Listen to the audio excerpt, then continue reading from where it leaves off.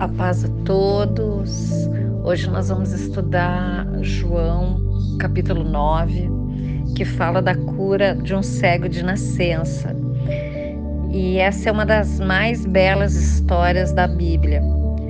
E a cura desse cego, ela se dá nas águas do tanque de Siloé. Então vamos ler aqui os versículos da Bíblia e depois nós vamos explicar essa história. Amém?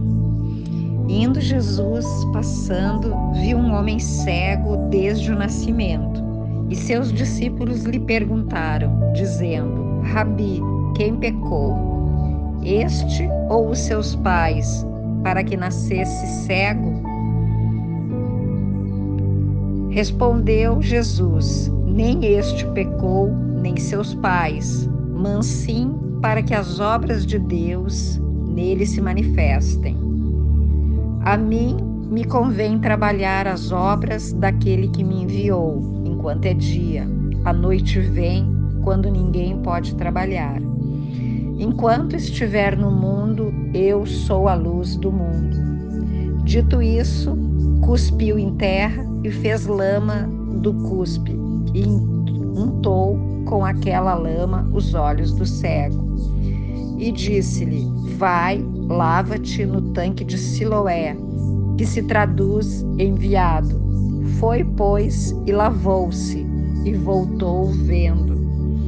Então os vizinhos e os que de antes o viram que era cego, diziam: não é este aquele que estava sentado e mendigava? Outros diziam: é este, e outros: parece-se com ele. Ele dizia: sou eu. Então lhe diziam: como os teus olhos se abriram? Respondeu ele e disse: aquele homem chamado Jesus fez lama, untou meus olhos e me disse: vai ao tanque de Siloé e lava-te. E fui, e me lavei e vi. Disseram-lhe, pois, onde ele está? Disse ele: não sei. Levaram aos fariseus o ex-cego, e era sábado, quando Jesus fez lama e abriu os olhos dele. Então voltaram também os fariseus a perguntar-lhe como vira, e ele lhes disse: pôs lama sobre os meus olhos e me lavei e vejo. Então, que alguns dos fariseus diziam: este homem não é de Deus, pois não guarda o sábado. Outros diziam: como pode um homem pecador fazer tais sinais? E havia divisão entre eles.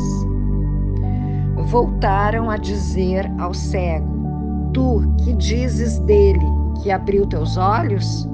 E ele disse que é profeta. Portanto, os judeus não criam nele, de que houvesse sido cego e passasse a ver, até que chamaram aos pais do que passou a ver, e perguntaram-lhes, dizendo: é este vosso filho, aquele que dizeis que nasceu cego? Como, pois, agora vê? Responderam-lhe seus pais e disseram: sabemos que este é nosso filho e que nasceu cego, mas como agora ele vê, não sabemos. Ou quem lhe abriu os olhos, não sabemos. Ele tem idade suficiente. Perguntai a ele, ele falará por si mesmo. Isso disseram seus pais, pois temiam aos judeus, porque já os judeus tinham combinado que se alguém confessasse que ele era o Cristo, seria expulso da sinagoga. Por isso disseram seus pais: ele tem idade suficiente, perguntai a ele. Chamaram por segunda vez ao homem que era cego e disseram-lhe: dá glória a Deus, nós sabemos que este homem é pecador. Respondeu, pois, ele e disse: se é pecador, não o sei, mas uma coisa sei, que havendo eu sido cego, agora vejo. e voltaram a lhe dizer: o que ele te fez? Como ele abriu os teus olhos? Ele lhes respondeu: eu já vos disse, e ainda não o ouviste? Para que quereis voltar a ouvir? Por acaso vós também quereis ser discípulos dele? Então lhe insultaram e disseram: tu sejas discípulo dele, mas nós somos discípulos de Moisés. Bem sabemos nós que Deus falou a Moisés, mas este nem de onde é, não sabemos. Aquele homem respondeu e disse-lhes: porque nisso está a maravilha, que vós não sabeis de onde ele é, e a mim abriu meus olhos. E bem sabemos que Deus não dá ouvidos aos pecadores, mas se alguém é temente a Deus e faz a sua vontade, a este dá ouvidos. Desde o princípio dos tempos, nunca se ouviu de que alguém que tenha aberto os olhos de um que tenha nascido cego. Se este não fosse vindo de Deus, nada poderia fazer. Eles lhe responderam: tu és todo nascido em pecado e nos ensina? E o lançaram fora.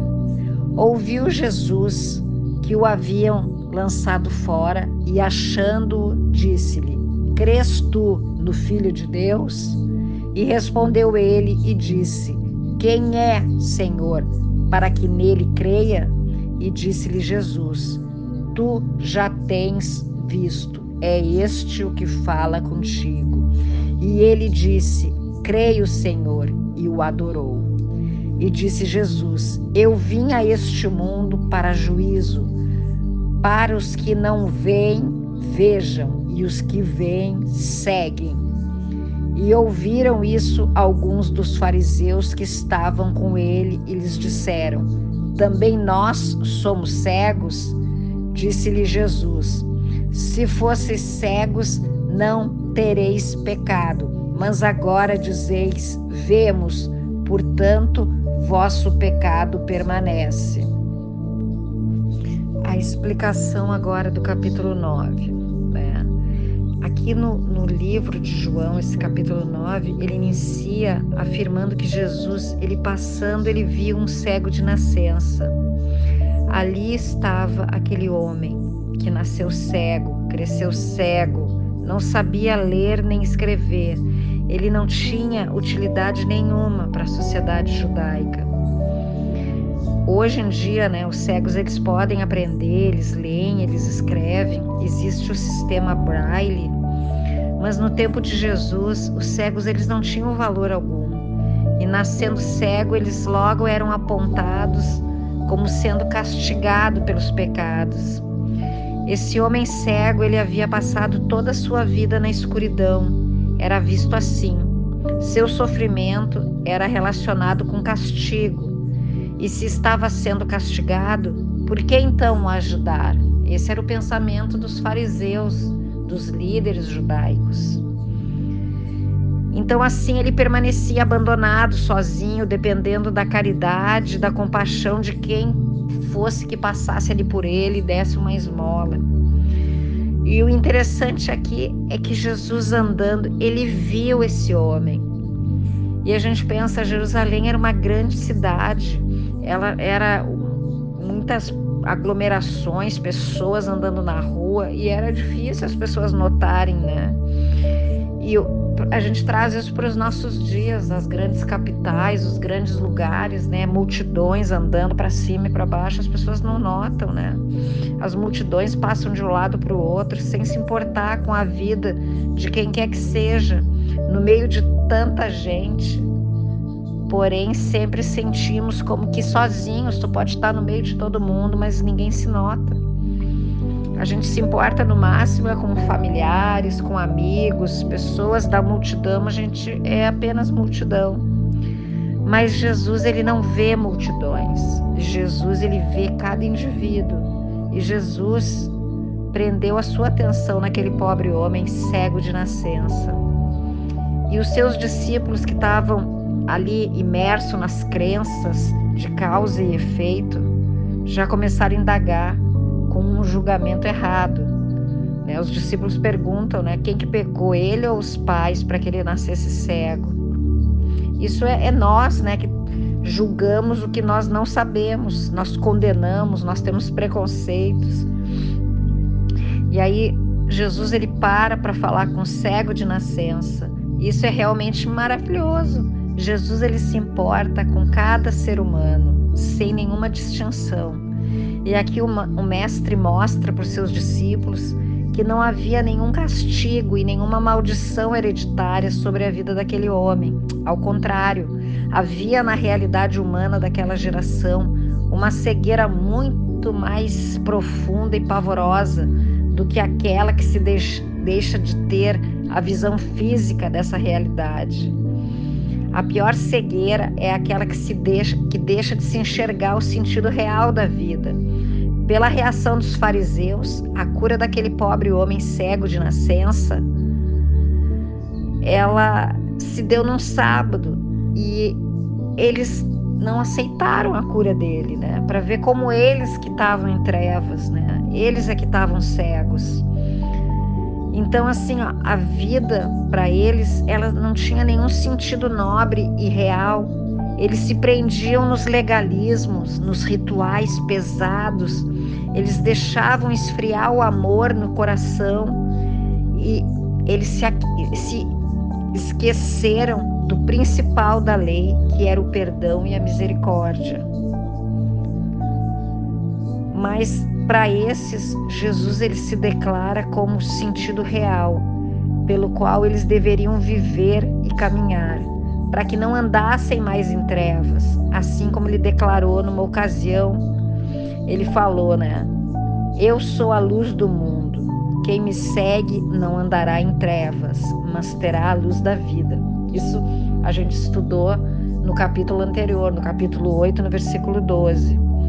Então Jesus aqui, ele vem como norte, como um rumo.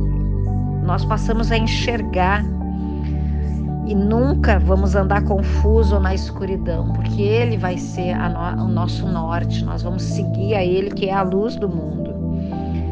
Então Jesus ele realiza esse milagre e ele aproveita para trazer lições morais para nós valiosíssimas. Ele poderia ter simplesmente declarado a cura imediata para o cego de nascença, como ele fez em outras situações, quando ele chegou para o paralítico no capítulo 5 de João e fala, né? Levanta, pega a tua cama, né? E vai embora, né? Sai andando. E ele levantou só uma palavra. Mas aqui a cegueira, ela estava relacionada a verdades mais profundas. Jesus não queria só curar a cegueira material, aquela que a gente podia palpar, como também abrir os olhos espirituais do cego e de todos os demais. Era isso que ele queria.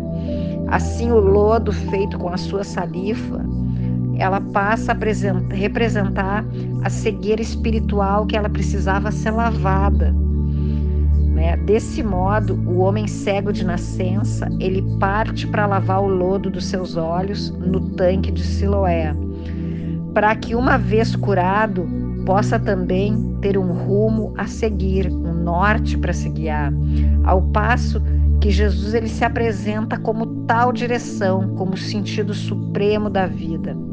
A sua visão se abriu de tal forma que, diferente dos seus pais, ele não temeu ao ser interrogado pelos fariseus. Ele fez uma declaração que mostrou que a sua cura total era incontestável. E Jesus estava à parte, vendo aquilo tudo, sereno, calmo. Quando soube que o expulsaram do templo, se apresenta a ele.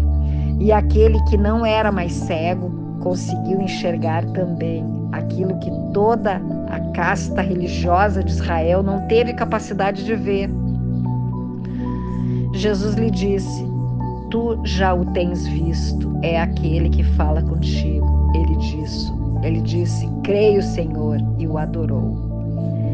Então, é preciso ver, é preciso enxergar o sentido espiritual dos fatos, algo que os olhos humanos pouco conseguem ver.